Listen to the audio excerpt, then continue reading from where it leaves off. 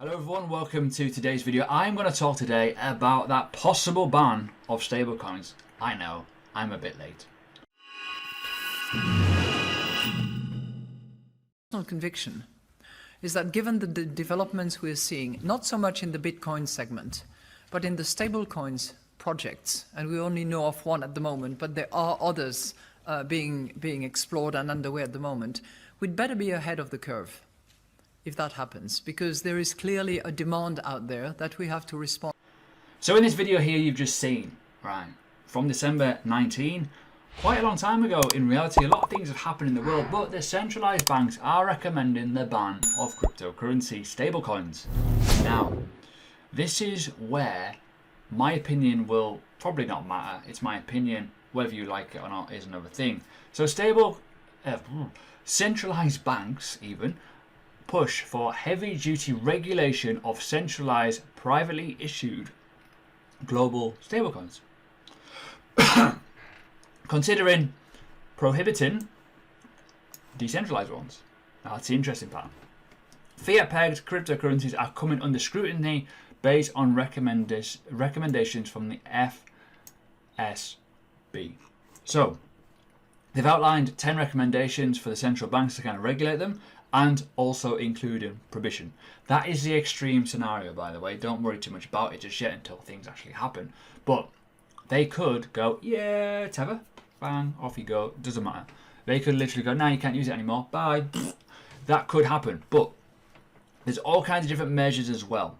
And this could be huge for Bitcoin and the rest of the market, because can you imagine shit's dumping? Oh crap, what can I do? Cash to fiat? What?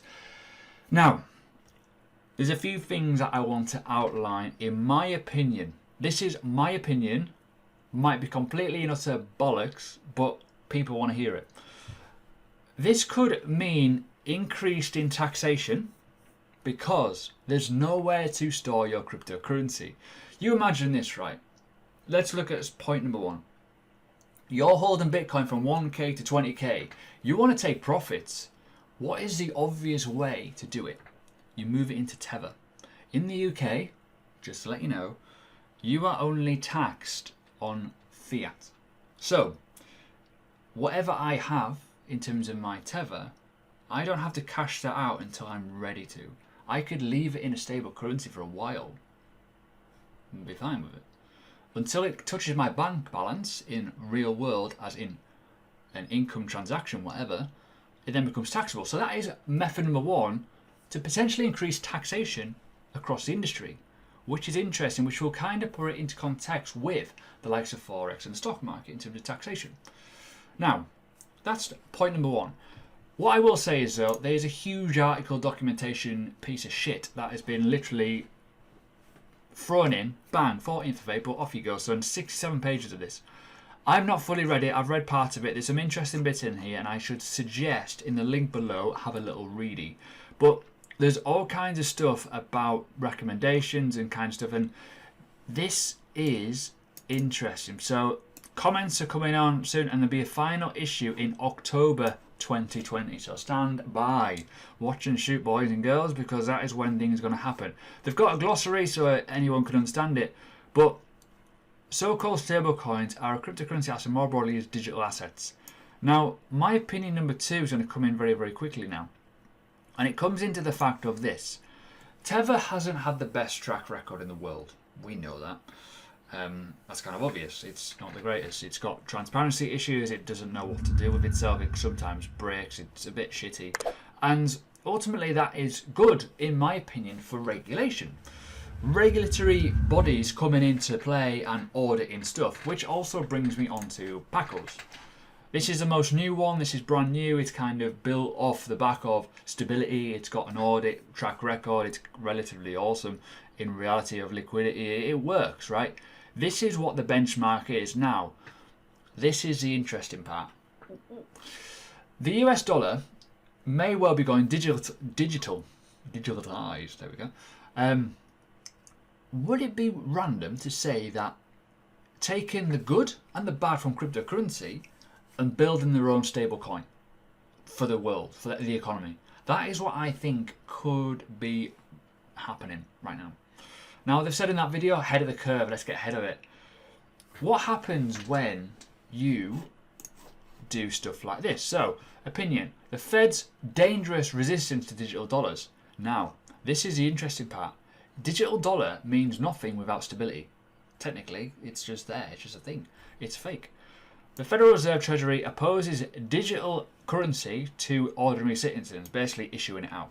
That burdens the economy, handicaps the policy, and threatens the international status of the dollar.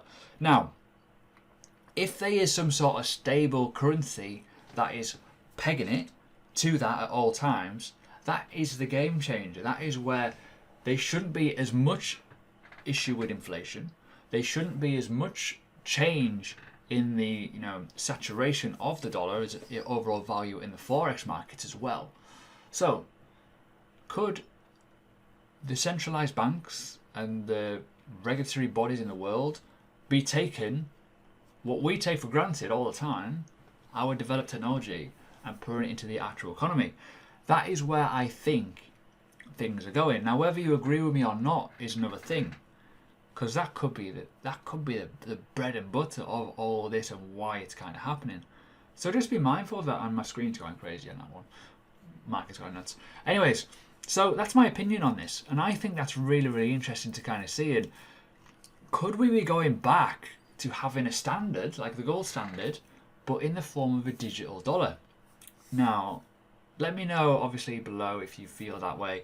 This video, it's really interesting when you look at the market, when you think like this has came out of such a random time and event in terms of COVID-19, and that the fact that in October 2020 we'll know the fate of this. So carry on as normal. Just keep trading, keep investing, keep thinking about it, but always have this in the back of your mind that this could be implemented very, very quickly. And if there is a ban of the use of stablecoins, oh wow, what could happen? I don't know. There could be a monumental pump of Bitcoin due to the fact that everyone can just go into Bitcoin, and then Bitcoin could become the store of value. But there has to be something in the crypto market that has to become stable. It has to become stable, and that will probably line onto other videos on what can be used as a payment mechanism, as a store of value. Essentially, Bitcoin, don't know, not been tested. XRP, don't know, not been tested. Ethereum, God knows. Bitcoin Gold, well, probably not. But there has to be something for crypto. There has to be something, or it won't work. In my opinion, it won't work. Because for us to go from crypto into fiat, it's still not easy. But for those guys in the banking field, tax is definitely on their mind. So it could be interesting. So there you go. Today's video is done. Nice, small, sweet, short. If you like it, obviously subscribe, like, bell button, all kinds of good stuff. But yeah, interesting times. October 2020. Put it in your diary.